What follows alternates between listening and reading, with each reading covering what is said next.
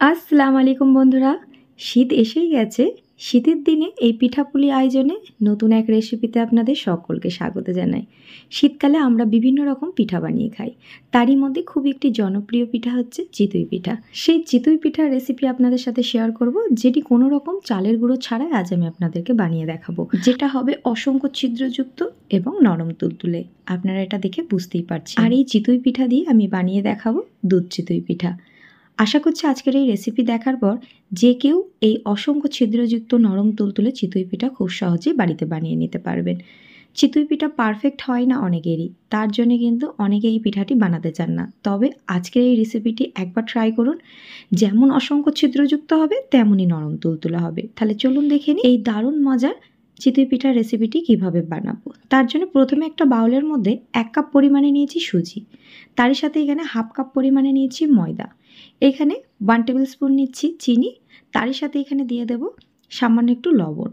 সব কিছুকে খুব ভালো মতো একটু মিশিয়ে নেব। এবারে এখানে আমি অল্প অল্প করে পানি দেব আর হ্যান্ড রিক্সের সাহায্যে এটাকে খুব ভালো মতো মিশিয়ে নেব। এখানে পানির পরিমাণটা একটু আপনাদের বুঝে শুনে দিয়ে নিতে হবে। তো আমি অল্প অল্প করে দেব আর এটাকে হ্যান্ড রিক্সের সাহায্যে খুব ভালো মতো মেশাতে থাকবো।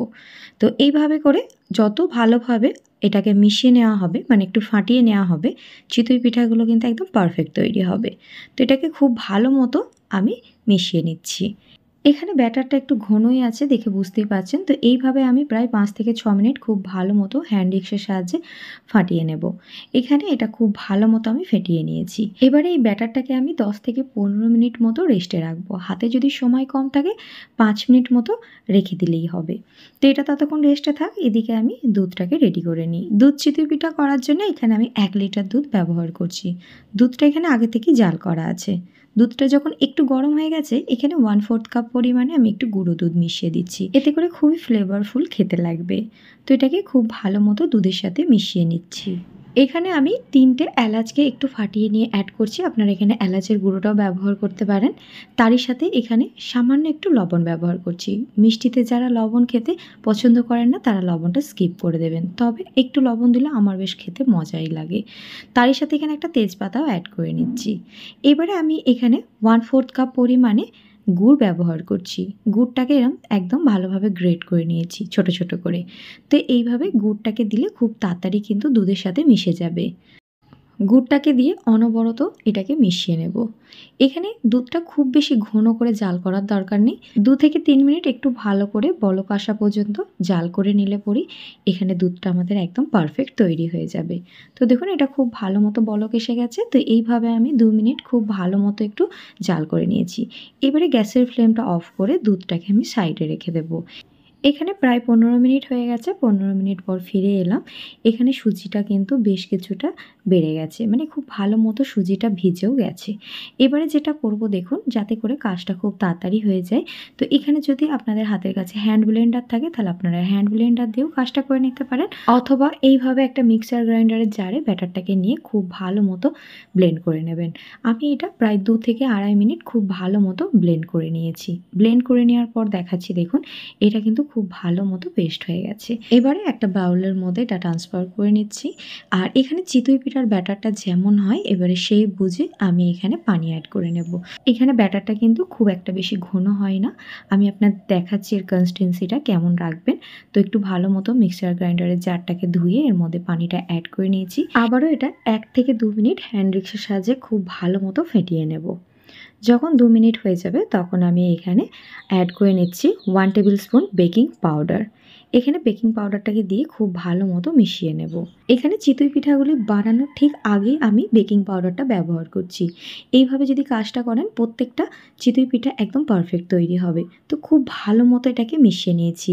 আর এর ঘনত্বটা কেমন রেখেছি আশা করছি দেখে বুঝতেই পারছেন। খুব একটা বেশি ঘনও নয়, আবার খুব একদম পাতলাও নয়। চিতই পিঠার ব্যাটার ঠিক এরকমই হয়। এবারে সরাসরি আমি গ্যাসের চুলায় চলে যাব। এখানে একটা প্যান বসিয়ে নিয়েছি। প্যানটা যখন একটু গরম হয়ে যাবে আমি একটা ব্রাশের সাহায্যে এখানে ঘি ব্রাশ করে নিচ্ছি। আপনারা এটা তেল দিয়েও করতে পারেন, তবে ঘি দিলে পরে ফ্লেভারটা খুব ভালো আসে। এখানে 1 চামচ পরিমাণে আমি ব্যাটারটা এর মধ্যে অ্যাড করে নিয়েছি। গ্যাসের ফ্লেমটা মিডিয়াম করে দিয়েছি।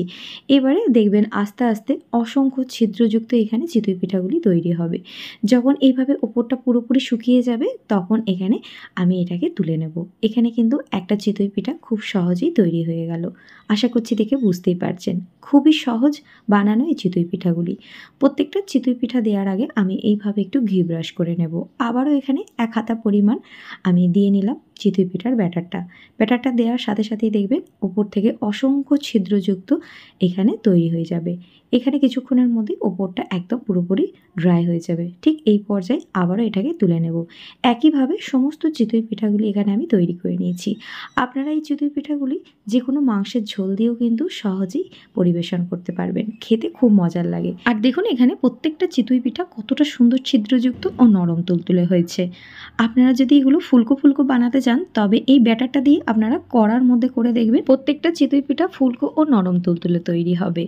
এখানে যে দুধটার মধ্যে এলাচ ও তেজপাতাগুলো দিয়েছিলাম সেটা আমি তুলে নিচ্ছি। এখানে ফ্লেভারটা কিন্তু দুধের মধ্যে চলে এসেছে। এখানে দুধটা কিন্তু একটু গরম অবস্থাতেই চিতই পিঠাগুলো অ্যাড করতে হবে। দুধটা যদি ঠান্ডা হয়ে যায় সামান্য একটু গরম করে নেবেন। একে একে এখানে চিতই পিঠাগুলো অ্যাড করে নিচ্ছি। প্রত্যেকটা চিতই পিঠা এভাবে দিয়ে 10 মিনিট মতো একটু ভিজিয়ে রাখবেন, তারপরে পরিবেশন করবেন। খেতে কিন্তু খুব মজার লাগবে। খুব ভালো মতো ভিজে যাবে, ভিজতেও খুব একটা বেশি সময় লাগবে না। যেহেতু প্রত্যেকটা চিতই পিঠা কিন্তু বেশ পাতলা পাতলা আছে আর অসংখ্য ছিদ্রযুক্তর কারণে ভেতর পর্যন্ত খুব ভালো মতো দুধের ফ্লেভারটা চলে যাবে। এখানে আপনারা এইভাবেও পরিবেশন করতে পারেন। আশা করছি আজকের এই চিতই পিঠা অথবা দুধ চিতই পিঠার রেসিপি আপনাদের সকলের ভালো লেগেছে। ভালো লেগে থাকলে আমাকে সাপোর্ট করে আমার ভিডিওতে অবশ্যই একটা লাইক শেয়ার কমেন্ট করে দেবেন। এখানে দুধ চিতই পিঠাটা কতটা লোভনীয় হয়েছে দেখে বুঝতেই পারছেন। খেতেও হয়েছে অসম্ভব মজা। তাহলে বন্ধুরা আজকের মতো আসি, নেক্সট কিছু মজাদার রেসিপি নিয়ে আবারও হাজির হয়ে যাব ইনশাল্লাহ। আল্লাহ হাফিজ।